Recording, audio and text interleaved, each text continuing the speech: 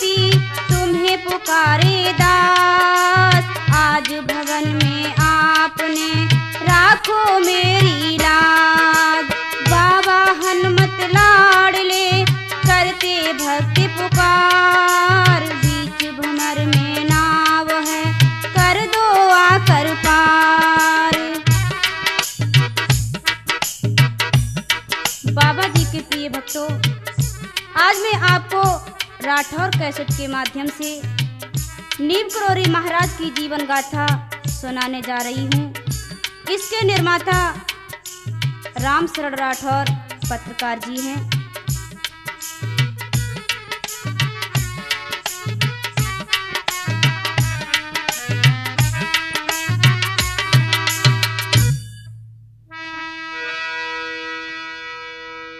आओ बाबा की सुनाए कहानी, कैसे गुजरी इनकी जिंदगानी, कैसे गुजरी इनकी जिंदगानी।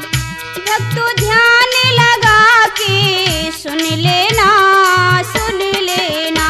आओ बाबा की सुनाए कहानी, कैसे गुजरी इनकी जिंदगानी। आओ बाबा की सुनाए कहानी, कैसे गुजरी इनकी जिंदगानी।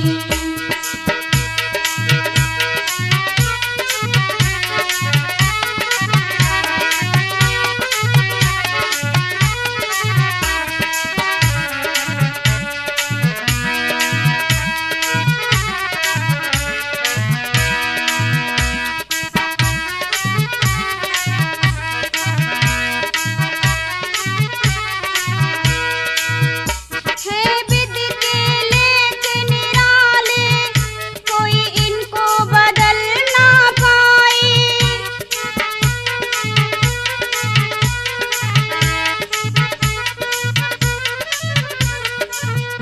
इस दुनिया में आकर के मोह माया से बच ना पाए।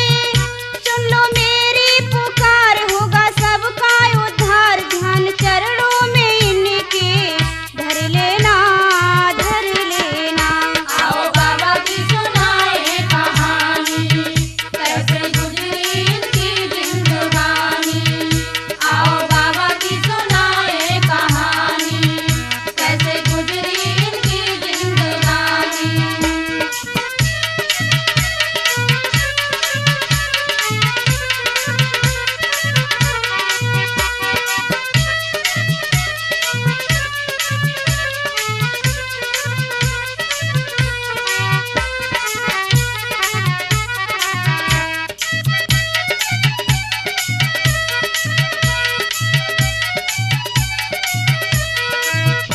बाबा नीम करोरी वाले, हनुमत के भगत मत वाले।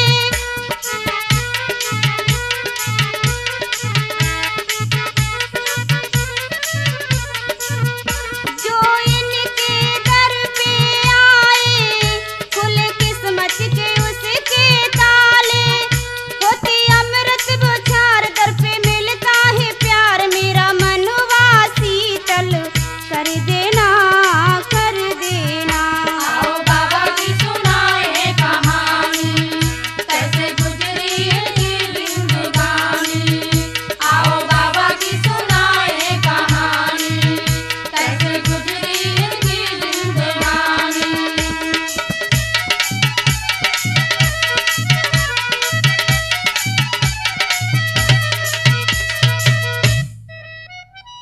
प्रिय श्रोताओं, जिला आगरा के अकबरपुर नामक गांव में ईश्वर दयाल नामक ब्राह्मण रहते थे। ईश्वर दयाल की पत्नी बड़े ही मधुर स्वभाव की थी। भगवान का दिया हुआ सब कुछ उसके पास था, लेकिन उसके कोई संतान नहीं थी। ब्राह्मण ईश्वर दयाल के धन दौलत थी पास, लेकिन एक औलाद की उन्हें थी हर दम आस। भक्तों, आज ईश्वर दयाल शाम को जैसे ही घर पहुंचे, देखा कि उनकी पत्नी का मुख मंडल मुरझाया हुआ था और उन्होंने पूछा, इस उदासी का क्या कारण है? तो देवी क्या बताती हैं प्रीतम? मेरी सब जिंदगी बेकार है, मैं क्या करूं जी के।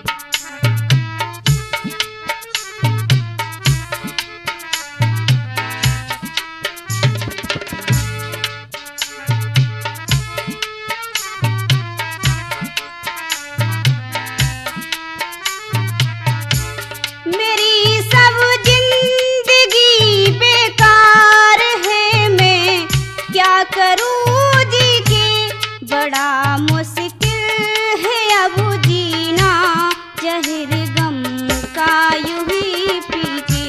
मेरी सब जिंदगी बेकार है, मैं क्या करूं जी के। मेरी सब जिंदगी बेकार है, मैं क्या करूं जी के।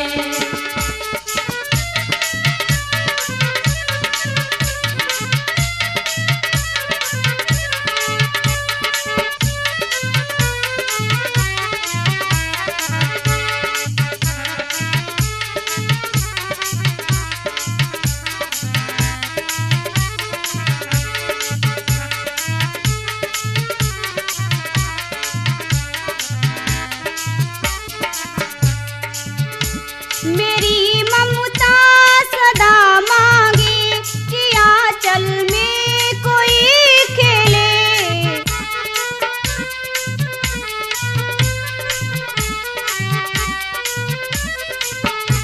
बिना लालन के सूने हैं ये दुनिया के सभी मेले। करो कुछ यत्न अब स्वामी, न कोई रास्ता दिखे।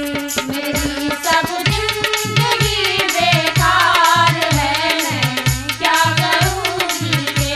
मेरी सब जिंदगी बेकार है, मैं क्या करूं जी के।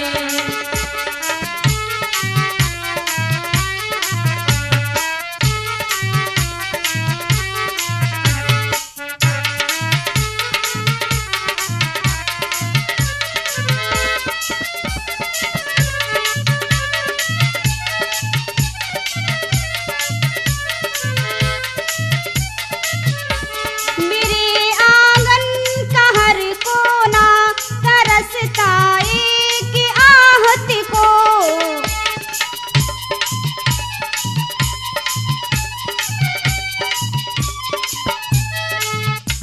छुपाऊं कब तलक अब अपने दिल की ऐसी चाहत को। नहीं सह पाऊं मैं अब तो उल्हाने सबके मैं तीखे। मेरी सब जिंदगी बेकार है, मैं क्या करूं जी के। मेरी सब जिंदगी बेकार है, मैं क्या करूं जी के।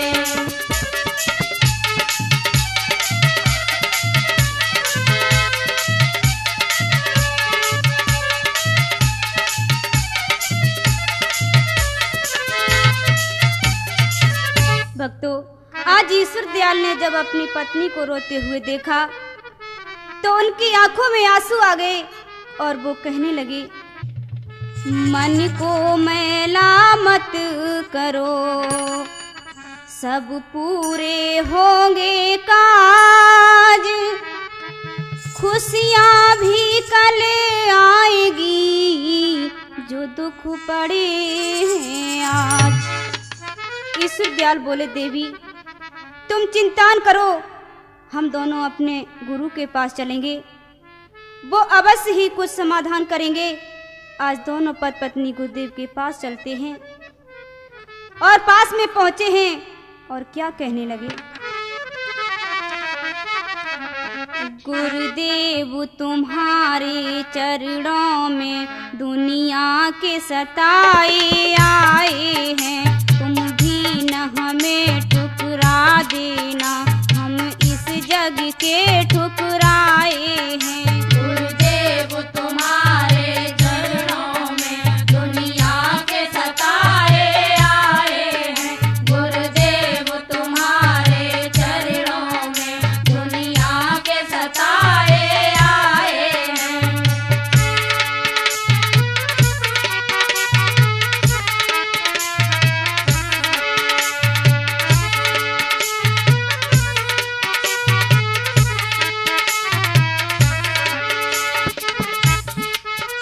अब तक तो हमने कुछ मांगा, जो मिला उसे स्वीकार किया। तुमने तो अपने भक्तों का इस भव से बेड़ा पार किया है। खाली झोली अब तक तो उसको भरवाने आए हैं। गुरुदेव तुम्हारे चरणों में दुनिया के सताए आए हैं। गुरुदेव तुम्हारे चरणों में दुनिया के सताए आए हैं।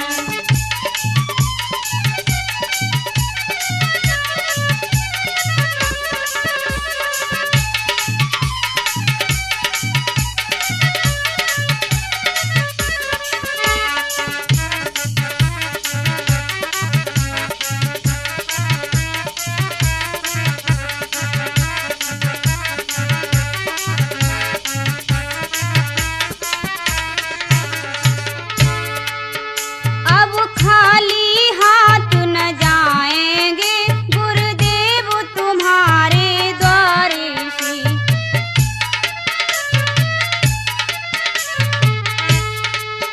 दुखिया के सब दुख दूर करो, गम जाए न अब तो टारे से। हम सेवक हैं तुम स्वामी हो, हम आस ये लेकर आए हैं। गुरुदेव तुम्हारे चरणों में दुनिया के सताए आए हैं। गुरुदेव तुम्हारे चरणों में दुनिया के सताए आए हैं।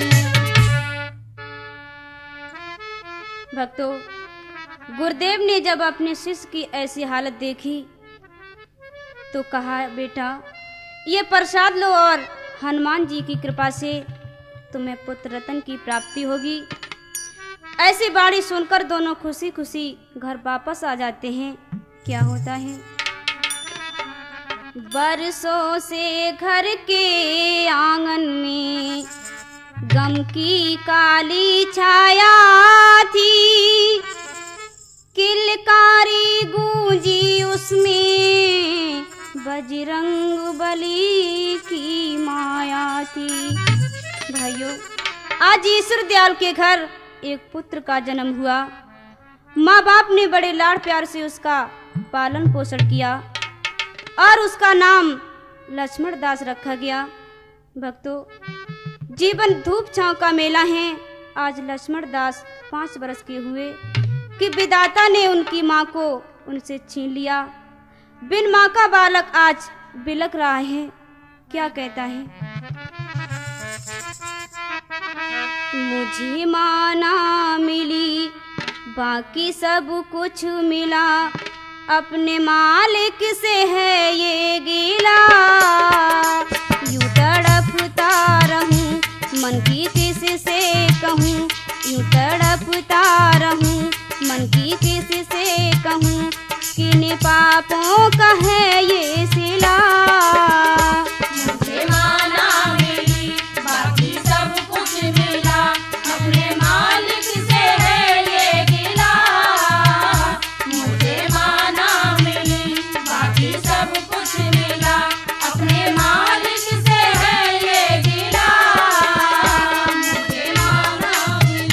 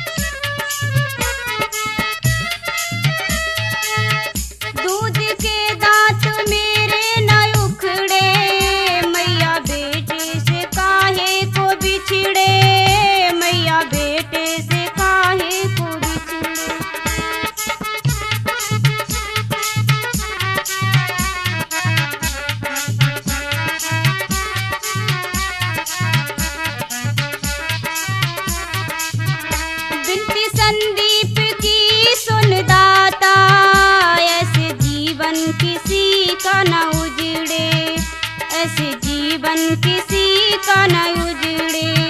गम में जो खो गया करना उस पे दया, गम में जो खो गया करना उस पे दया। जोर चलता है किसका भला, मुझे माना मिली, मुझे माना मिली, बाकी सब कुछ मिला, अपने मालिक से है ये गिला, मुझे माना मिली।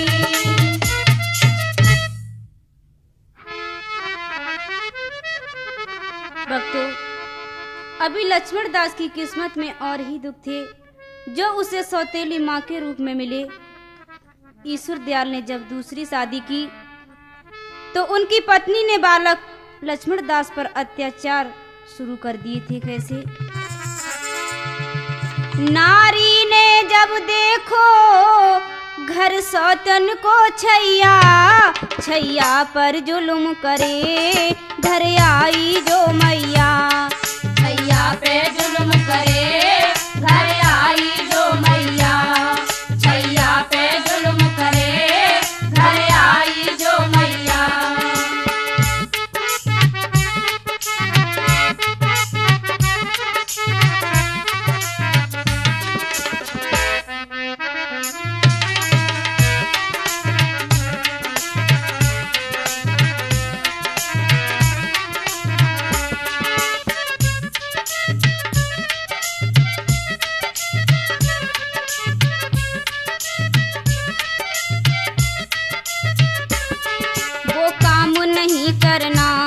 वो काम कराती है, खाने को जो मांगे तो आंख दिखाती है।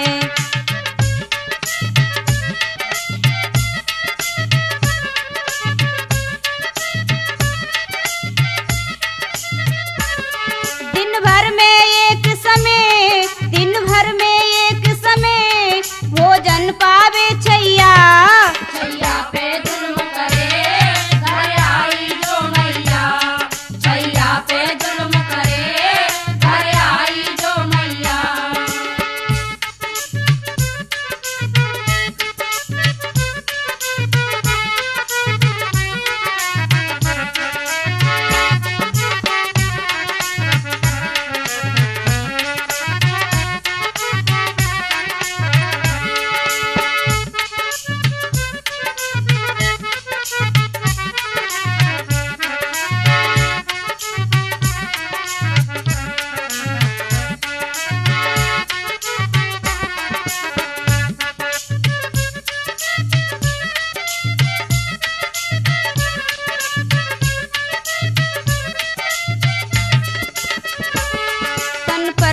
कपड़े हैं 6 वर्ष बीत गई, ये पिता नहीं जाना तन बदन हुआ जर्जर।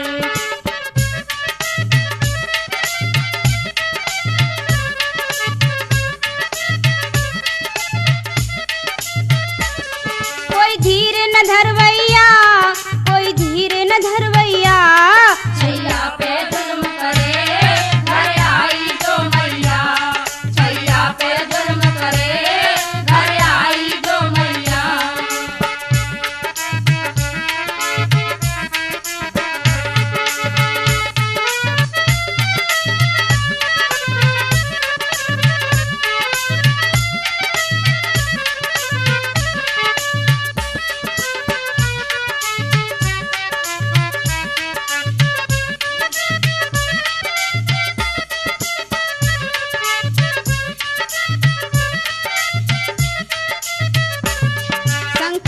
संकट है कछु बुरो समय आयो, 2-4 दिना बीते भोजन ना मिल पायो।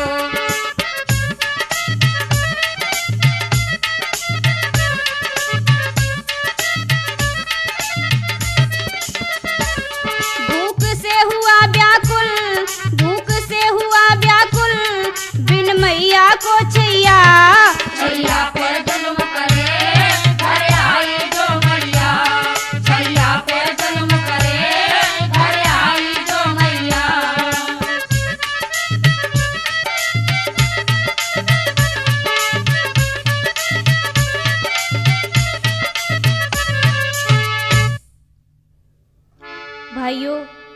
सौतेली माँ बालक से जी तोड़ मेहनत करवाती, घर का सारा काम कराती और खाने को भरपेट भोजन नहीं देती है।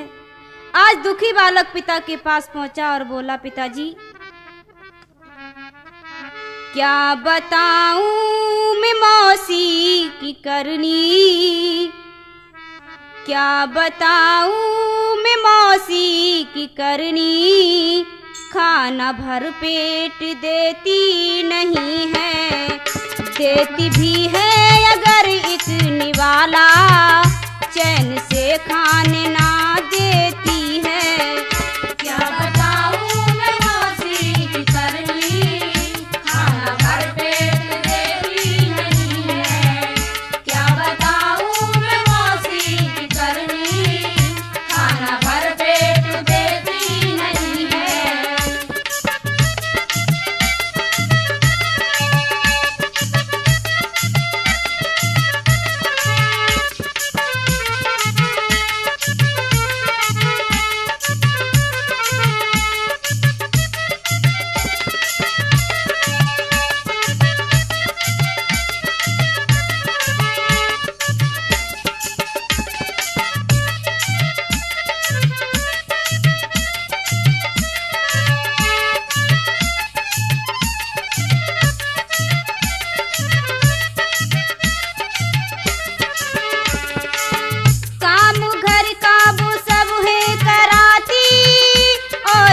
पल है आंखें दिखाती,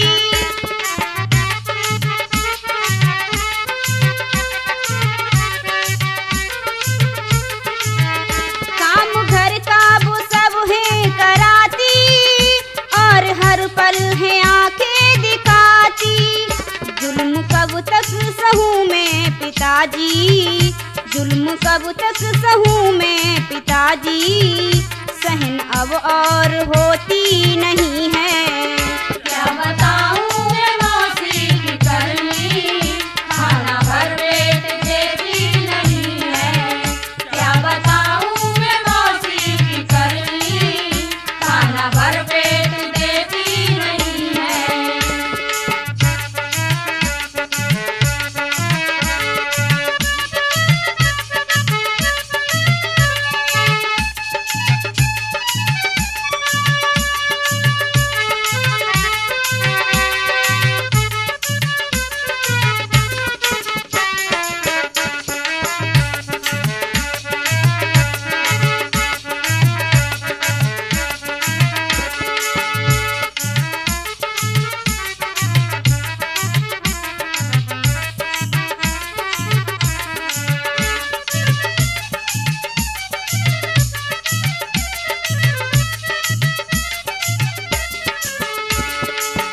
मुझको दो आज्ञा मैं भी जाऊं, प्रभु की भक्ति में जीवन बिताऊं।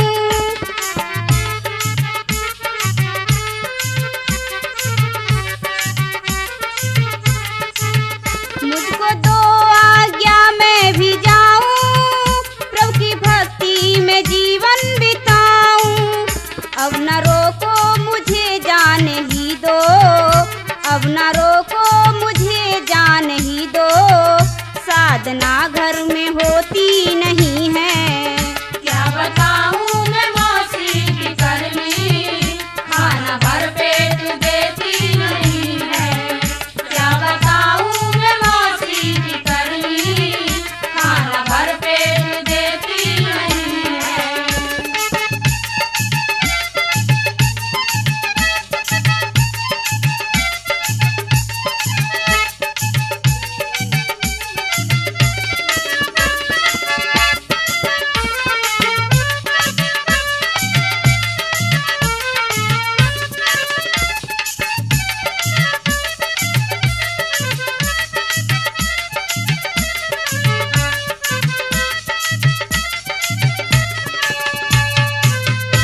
भक्तों, ऐसे वचन सुनकर के लक्ष्मण दास ने क्या किया, पिताजी की आज्ञा ली और पैर छूकर घर से निकल दिए।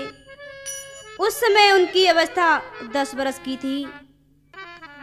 भाइयों, इस प्रकार बालक लक्ष्मण दास ने बमनिया नामक गांव में हनुमान जी की मूर्ति स्थापना की और वहीं रहकर पूजा याचना करने लगे और धीरे धीरे सिद्ध पुरुष बन गए। एक दिन बाबा जी को गंगा स्नान की बात दिमाग में आई और गंगा नहाने के लिए फर्रुखाबाद जाने वाली रेलगाड़ी में बैठ जाते हैं। क्या होता है, बाबा लक्ष्मण दास की महिमा भक्तों अपरंपार है। मेरे बाबा के चरणों में झुकता सब संसार है। मेरे बाबा के चरणों में झुकता सब संसार है। मेरे बाबा के चरणों में झुकता सब संसार है। झुकता सब संसार है।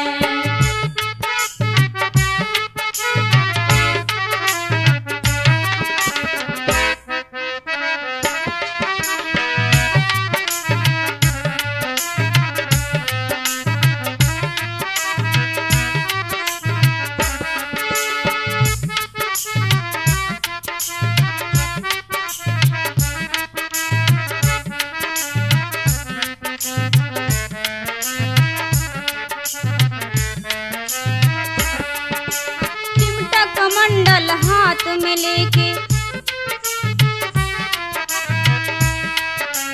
चिमटा कमंडल हाथ में लेके बाबा जी निकले घर से।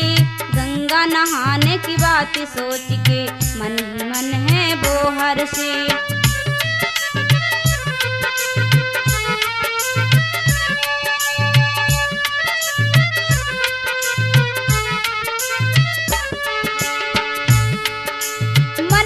शीतल करने वाली निर्मल गंगा धार है। मेरे बाबा के चरणों में झुकता सब संसार है। मेरे बाबा के चरणों में झुकता सब संसार है। झुकता सब संसार है।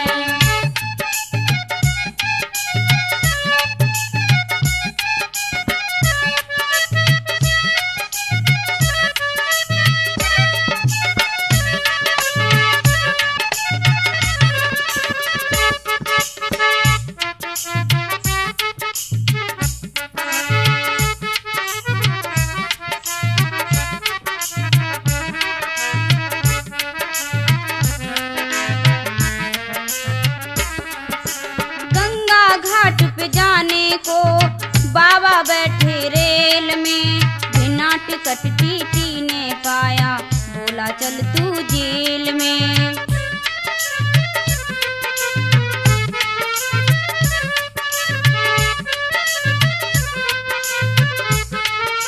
इस जग पे तू भार है, मेरे बाबा के चरणों में झुकता सब संसार है।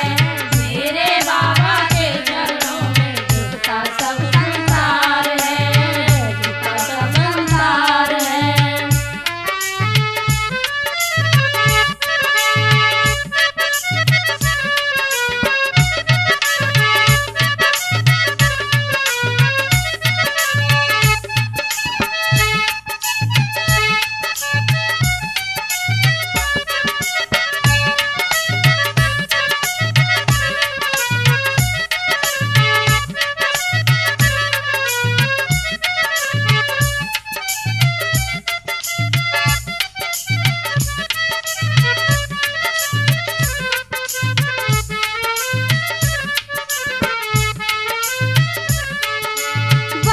लक्ष्मण दास की महिमा भक्तों अपरंपार है। मेरे बाबा के चरणों में झुकता सब संसार है। मेरे बाबा के चरणों में झुकता सब संसार है। मेरे बाबा के चरणों में झुकता सब संसार है। झुकता सब संसार है।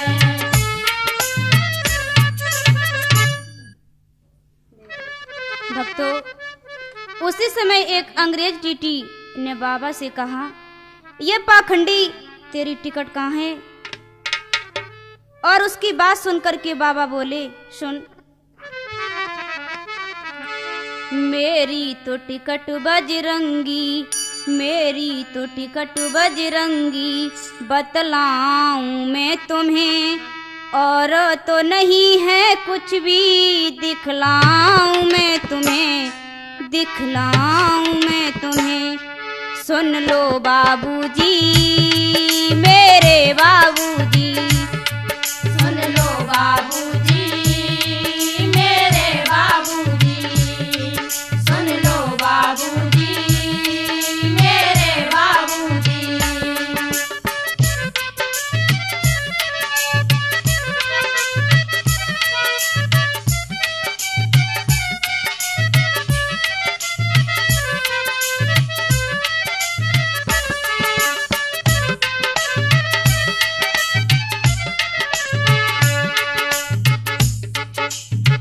बाबा टीटी से कहने लगे, महाराज हमारे पास टिकट नहीं है।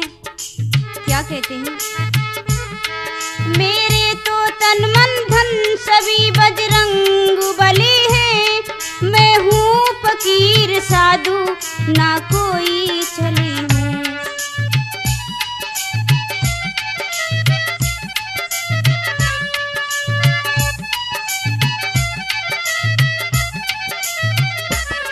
मेरे तो तन मन धन सभी बजरंग बली है, मैं हूँ फकीर साधु ना कोई चली हूँ। ना धन को लीने मेरे, ना धन को लीने मेरे, बतलाऊं मैं तुम्हें और तो नहीं है कुछ भी, दिखलाऊं मैं तुम्हें, दिखलाऊं मैं तुम्हें।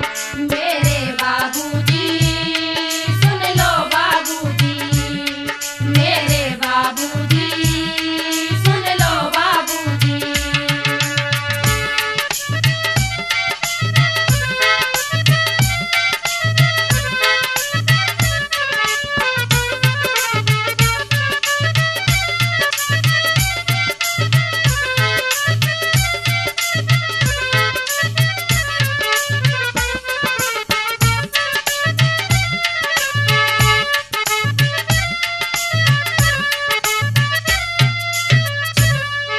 भाइयों, उसी समय टीटी ने जंजीर खींची, गाड़ी रुकवाई और बाबा जी से बोला टिकट नहीं है तो गाड़ी से नीचे उतरो।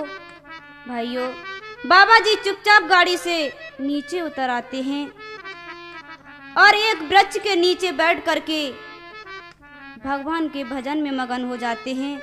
और क्या कहते हैं, हे विधाता, कैसी ये किस्मत बनाई रे तूने मेरी विधाता।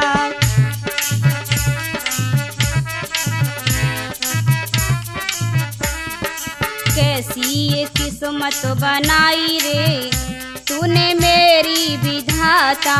कैसी ये किस्मत बनाई रे तूने मेरी विधाता। कैसी ये किस्मत बनाई रे तूने मेरी विधाता।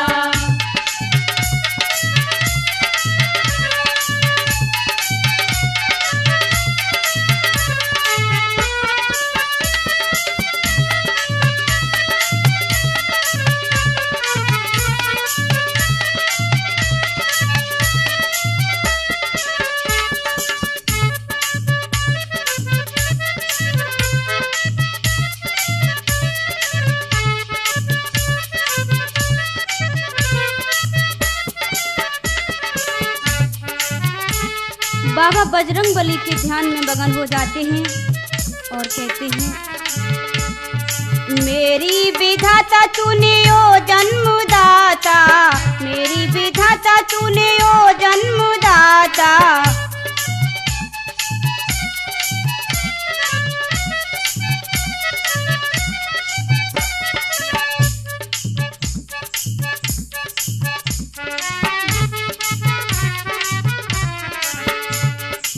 मेरी विधाता तूने ओ जन्मदाता, ओ जन्मदाता तूने ओ जन्मदाता। कैसी ये किस्मत बनाई रे तूने मेरी विधाता। कैसी ये किस्मत बनाई रे तूने मेरी विधाता। कैसी ये किस्मत बनाई रे तूने मेरी विधाता।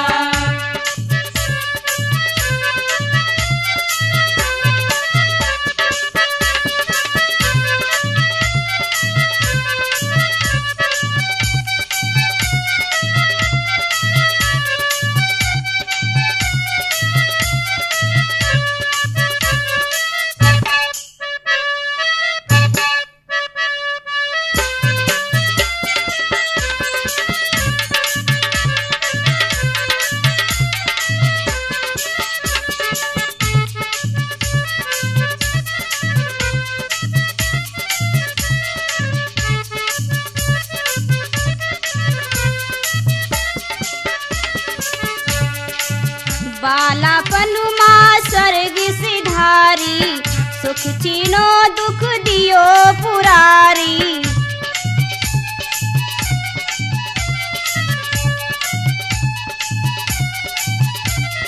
कहने लगे हे विदाता, बालापन माँ सर्ग सिधारी, सुख चीनो दुख दियो पुरारी। मौत बनी दुखदाई रे, तूने मेरी विधाता। कैसी किस्मत बनाई रे, तूने मेरी विधाता।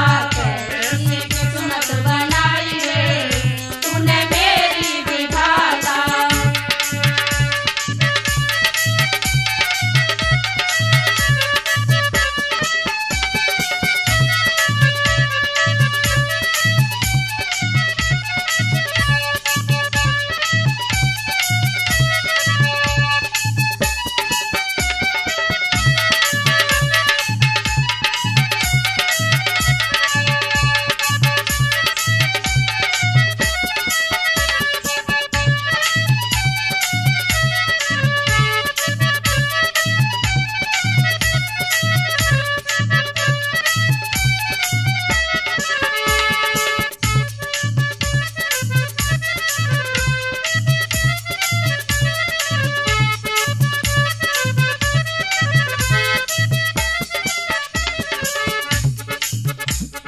जन्म भूमि मेरी बिसराई, दर दर तूने दियो भटकाई।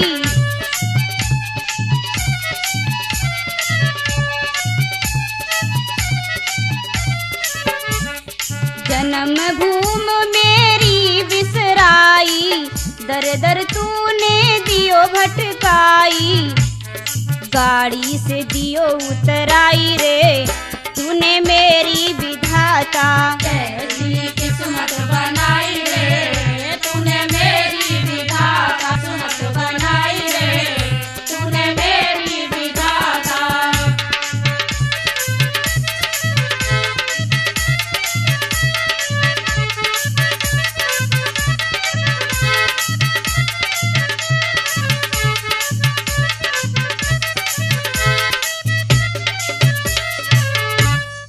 भाइयों, आज बाबा रोते रोते भगवान के भजन में लीन हो जाते हैं और कहते हैं, हे ईश्वर, तूने मेरी माँ से भी जुदा कर दिया है।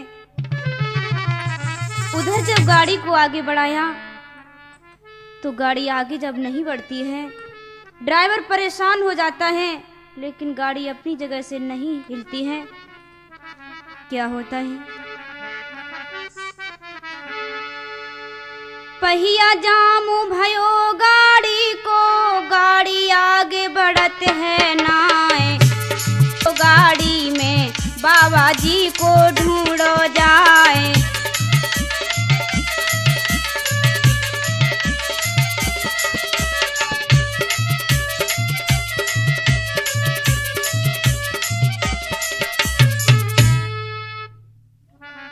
भाइयों, लोगों के बार बार समझाने पर टीटी बाबा जी के पास पहुंचा और हाथ जोड़ करके माफी मांगी।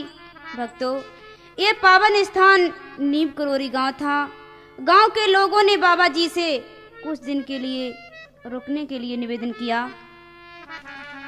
क्या होता है?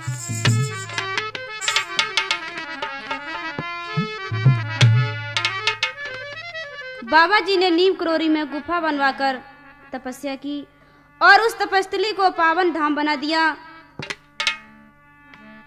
क्या होता है?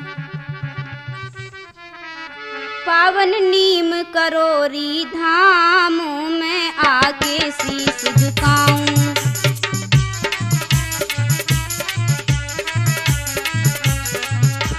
पावन नीम करोरी धाम में आके शीश झुकाऊं।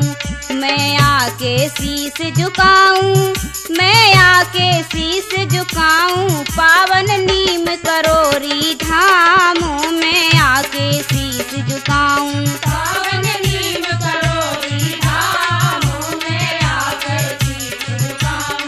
पावन नीम करोरी धाम में आकर शीश झुकाऊं।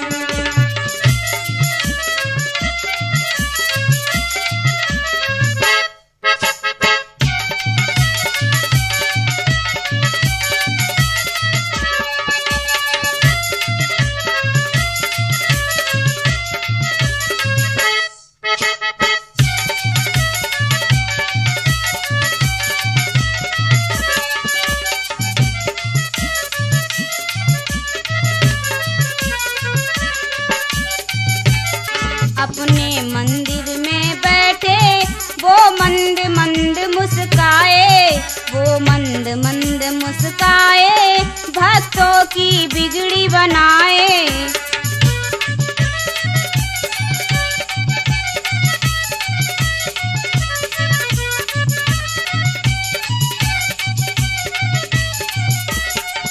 अपने मंदिर में बैठे वो मंद मंद मुस्काए, वो मंद मंद मुस्काए, भक्तों की बिगड़ी बनाए। महिमा उनकी अपरंपार, मैं आके शीश झुकाऊं। पावन नीम करोड़ी धाम में आकर शीश झुकाऊं। पावन नीम करोड़ी धाम में आकर शीश झुकाऊं।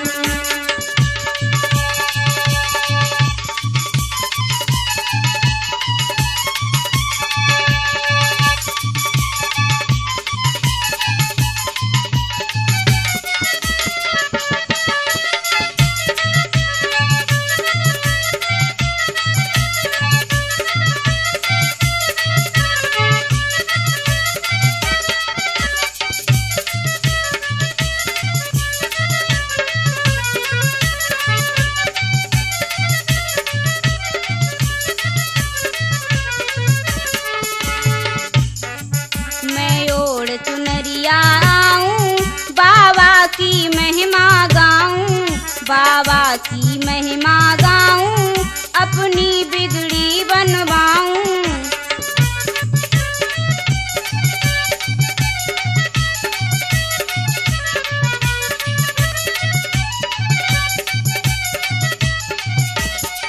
मैं ओढ़ चुनरिया आऊं, बाबा की महिमा गाऊं, बाबा की महिमा बनवाऊं, करते भक्तों का उद्धार, मैं आके शीश नभाऊं। पावन नीम करोड़ी धाम में आकर शीश झुकाऊं। पावन नीम करोड़ी धाम में आऊं।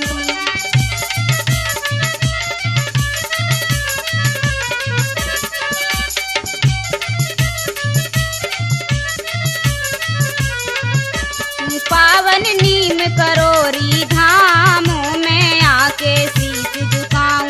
पावन नीम करोड़ी धाम में आकर शीश झुकाऊं। पावन नीम करोड़ी धाम में आकर शीश झुकाऊं।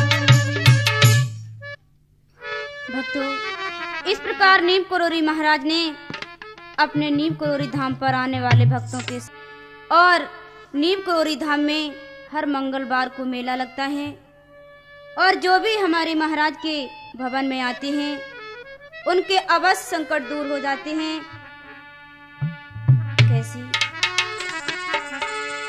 तूने सबको दिया है,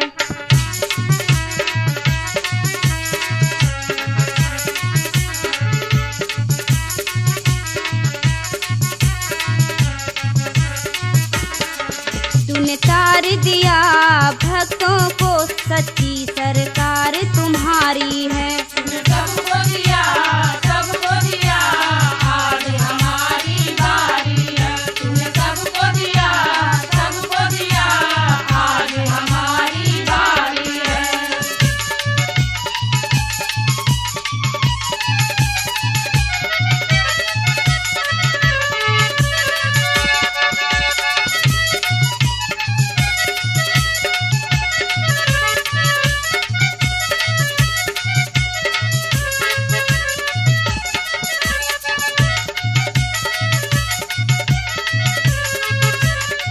मिलेगा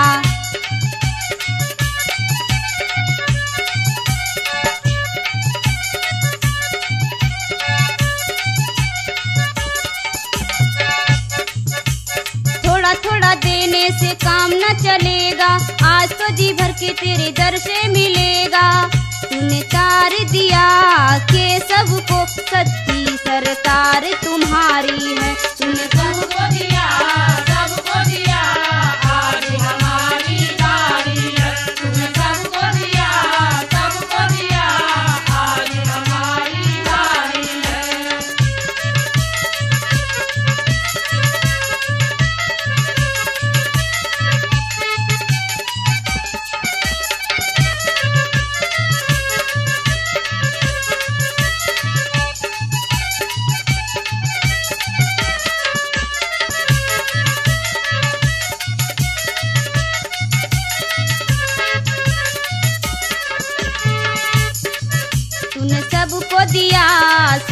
दिया, आज हमारी बारी है। तूने तार दिया भक्तों को, सच्ची सरकार तुम्हारी है। तूने सबको दिया, सबको दिया, आज हमारी बारी है। तूने सबको दिया, सबको दिया, आज हमारी बारी है। भक्तों, ये केशव कौन था, यह जानने के लिए आप हमारे, जिसमें बाबा जी के परम भक्त केशव दास और गोपाल दास और विजय कुमार के बारे में विस्तार से बताया जाएगा। आगे क्या? बाबा तेरी महिमा सबने जानी, बाबा तेरी महिमा सबने मानी। दरियायो उसने जानी, जो भी दरियायो उसने जानी। बाबा तेरी महिमा सबने जानी, बाबा तेरी महिमा सबने जानी।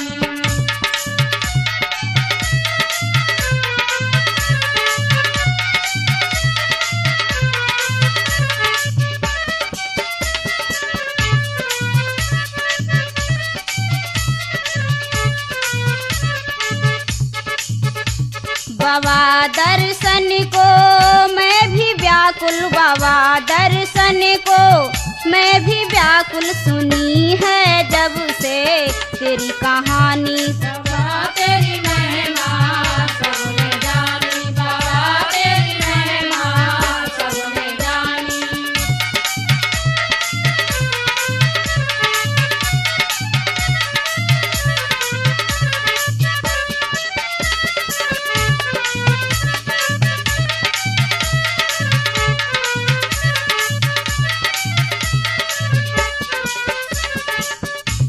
बाबा कब दर्शन हमको दोगे, बाबा दर्शन कब हमको दोगे। जगत में तुम सा कौन सानी, बाबा तेरी महिमा सबने जानी, बाबा तेरी महिमा सबने जानी।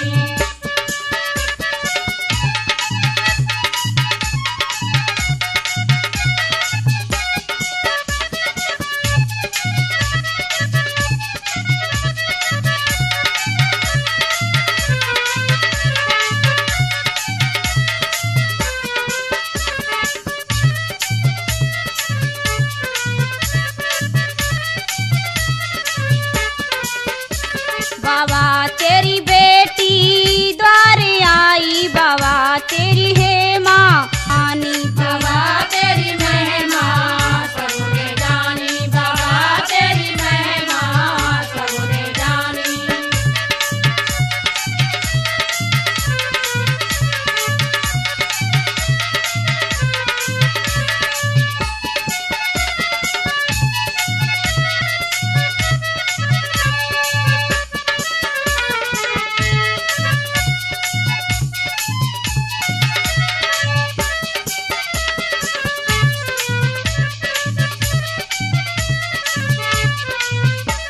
बाबा तेरी महिमा सबने मानी, बाबा तेरी महिमा सबने मानी। बाबा तेरी महिमा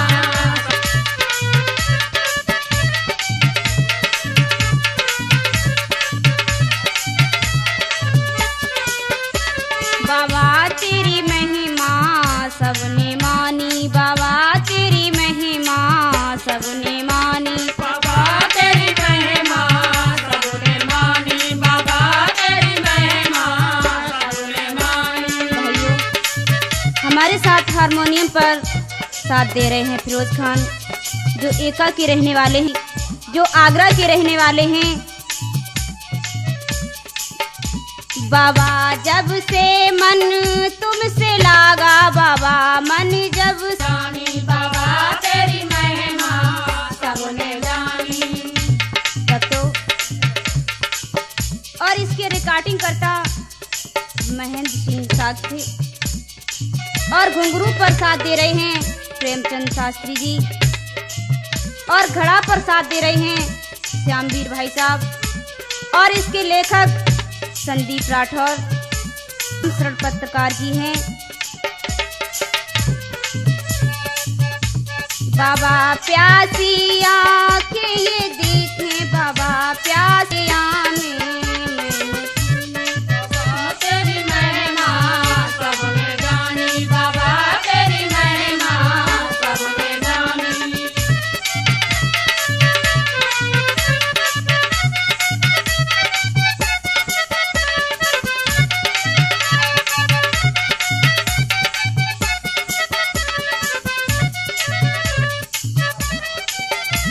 बाबा तेरी महिमा सबने मानी, बाबा तेरी महिमा